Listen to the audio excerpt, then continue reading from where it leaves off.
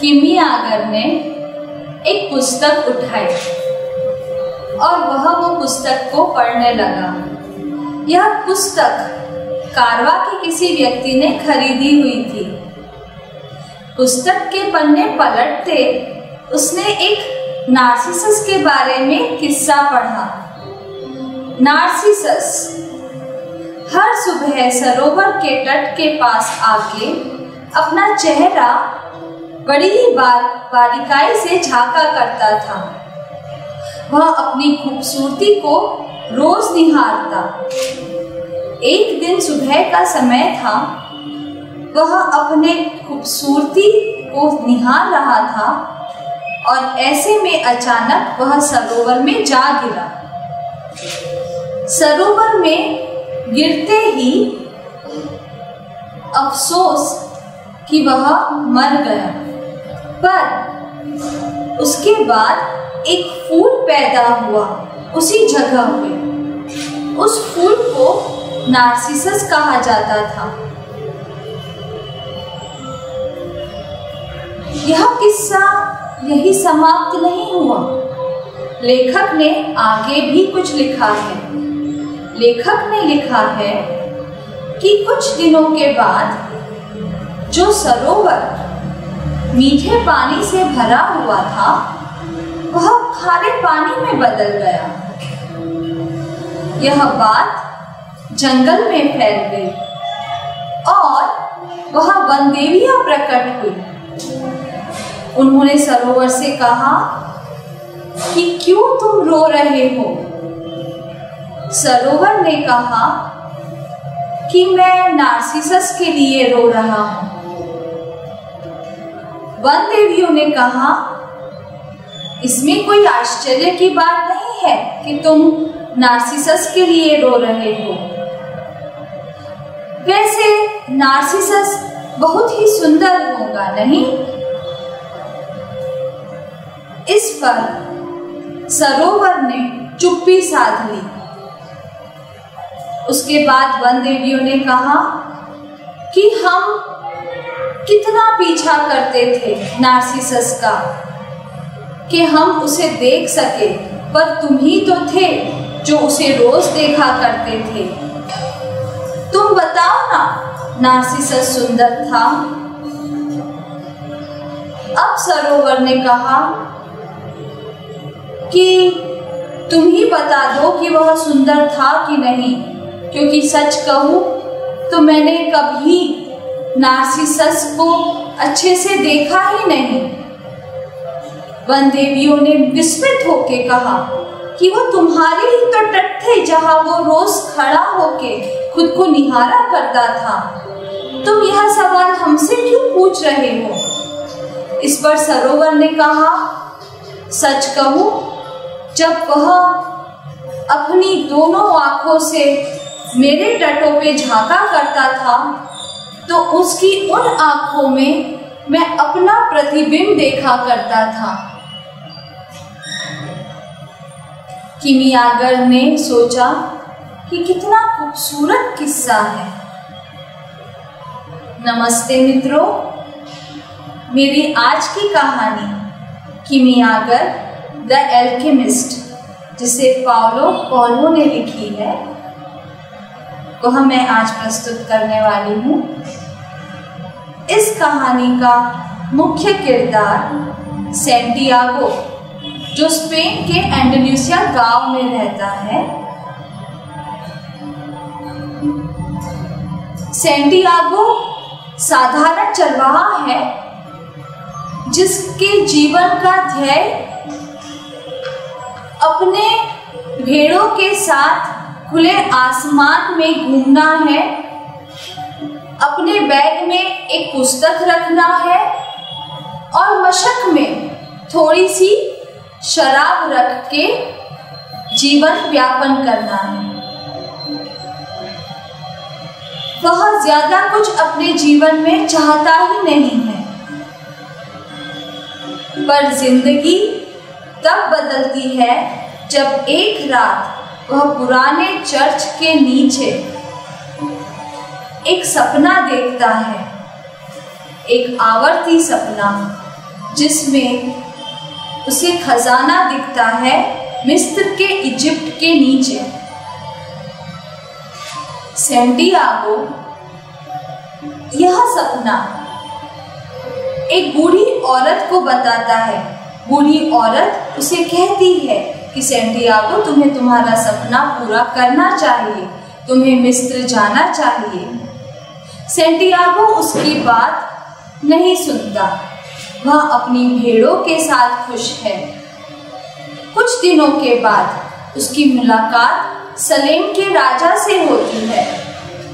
सलेम की राजा से बात करते करते उसे यह महसूस होता है कि कहीं ना कहीं इस बूढ़े व्यक्ति को उसके मन की सभी बातें पता है। वह उसकी व्यक्तिगत किंवदंती को के बारे में बहुत ही अच्छे से जानता है और समझता है। सलेम का राजा उसे यह समझाता है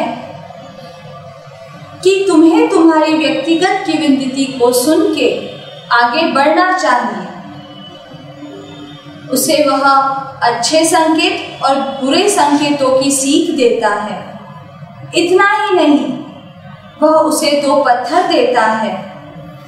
एक पत्थर का नाम थुरीम है और दूसरा हुरीम है।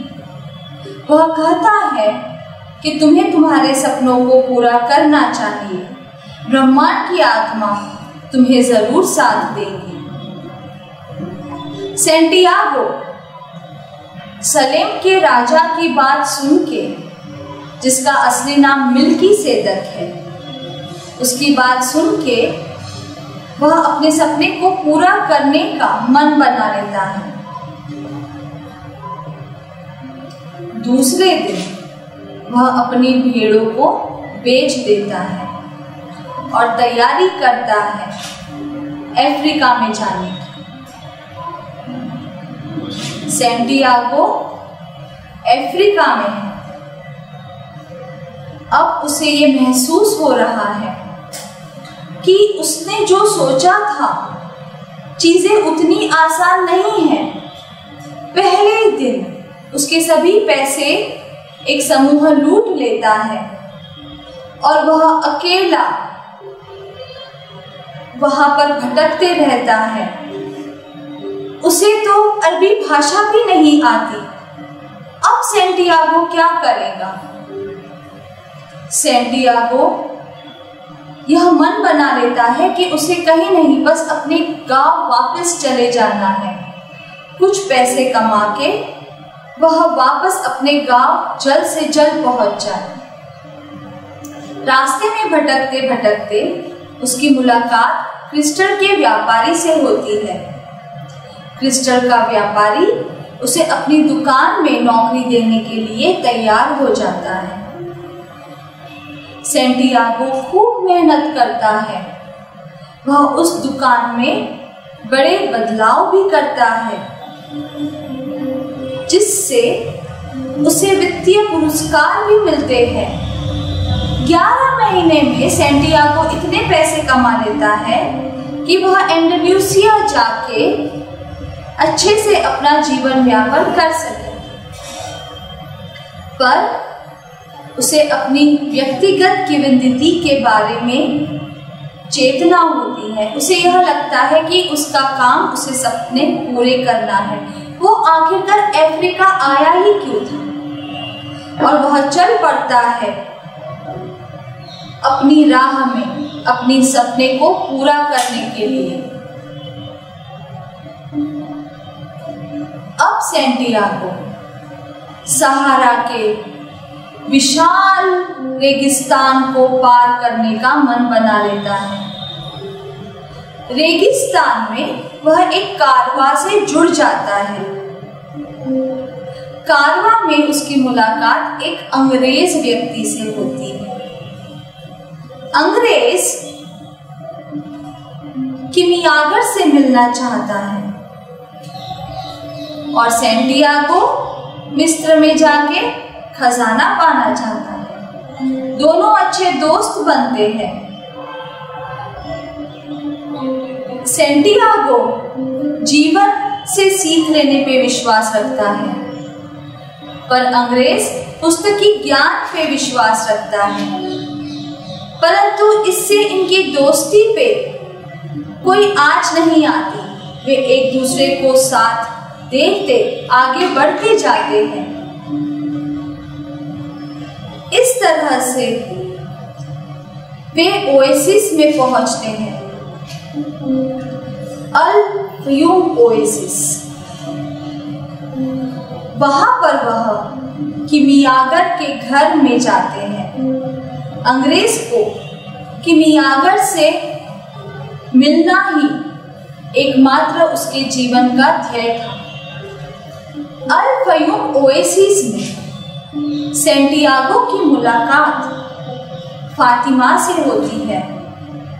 तुरंत ही उसे फातिमा से प्यार हो जाता है। उसे यह एहसास होता है कि प्यार भी ब्रह्मांड की आत्मा का एक हिस्सा है। कुछ दिनों के बाद वह ये सोचता है कि क्या उसे यहीं पर बस जाना चाहिए फातिमा के साथ। अचानक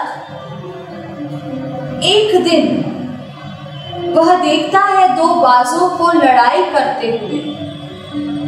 तो उसे यह दृष्टि आती है कि ओएसिस में रेगिस्तान से कुछ लोग आक्रमण करने वाले हैं। वह यह बात ओएसिस के सरदार को बताता है। सरदार अपने सभी साथियों को तैयार करता है युद्ध के लिए। और फिर एक दिन उसे दिखाई देता है सफेद घोड़ा, और सफेद घोड़ा में एक काले कपड़े पहने हुए घूंघट में एक आदमी दिखाई देता है,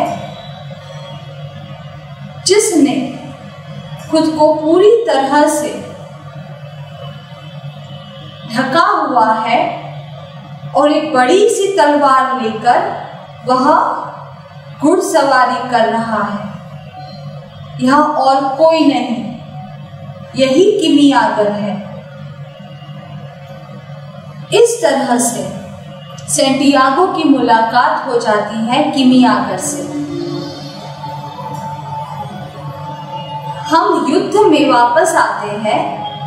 जैसे कि मैंने कहा, सैंटियागो ने ओएसिस के सरदार को यह चेतना दी कि किस तरह से युद्ध होने वाला है। युद्ध होता भी है और वे सब लोग मिलकर युद्ध का सामना बड़े बहादुरी से करते हैं।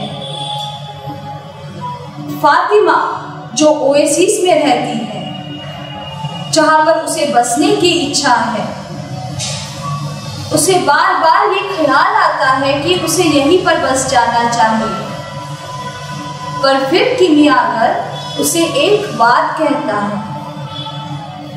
वह सैंटियागो से कहता है, सैंटियागो, ये जो दिल है ना, वह विश्वासघाती है। ये दिल तुम्हें मूर्ख बनाएगा, पर तुम्हें दिल की बातें से खुद को मूर्ख बनाना नहीं है। इसके लिए तुम्हें दिल की बातें अच्छे से सुननी है और समझना है कि वह क्या कह रहा है, और इसी से तुम यह तय कर पाओगे कि तुम्हें तुम्हारे जीवन में क्या करना है। तुम्हारा सपना यहाँ अल्फ्यूम ओएसिस में रहना नहीं था। तुम्हारा सपना फातिमा से शादी करना नहीं था। तुम्हारा सपना खजाना पाना था। मैं तुम्हें मदद करूंगा, मैं तुम्हें खजाने तक पहुंचाऊंगा। यह सुन के सैंटियागो वापस से अपनी व्यक्तिगत किंवदंती के बारे में पहचानता है, और वह ये दृढ़ निश्चय करता है कि उसे उसका सपना पूरा करना है। इस तरह से वह अपना सफर आगे बढ़ाता है।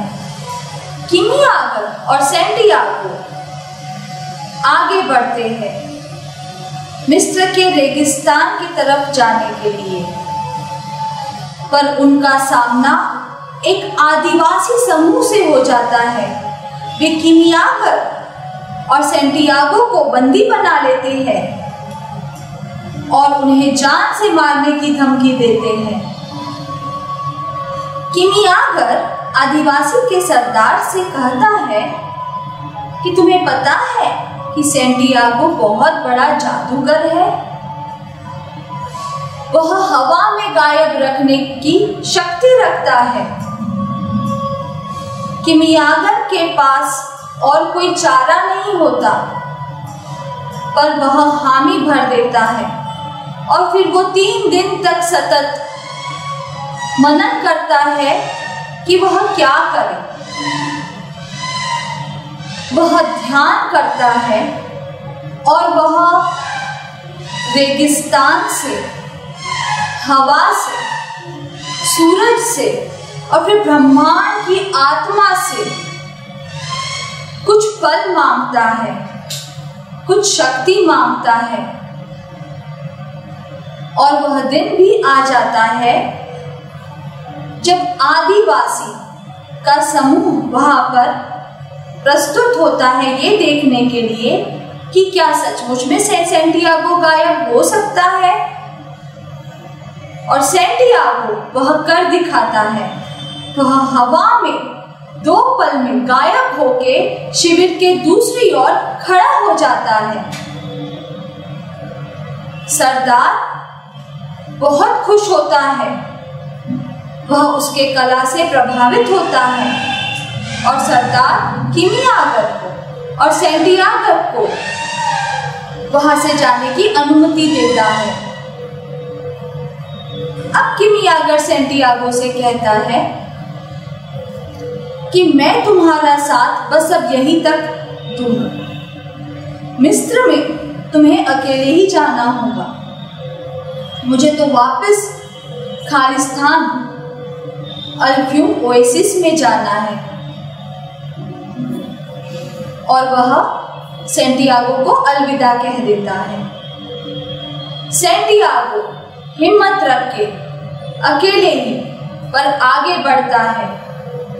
वह मिस्र में पहुंच जाता है और पिरामिड को देखता है। वह मिस्र में है और खोद रहा है घंटों।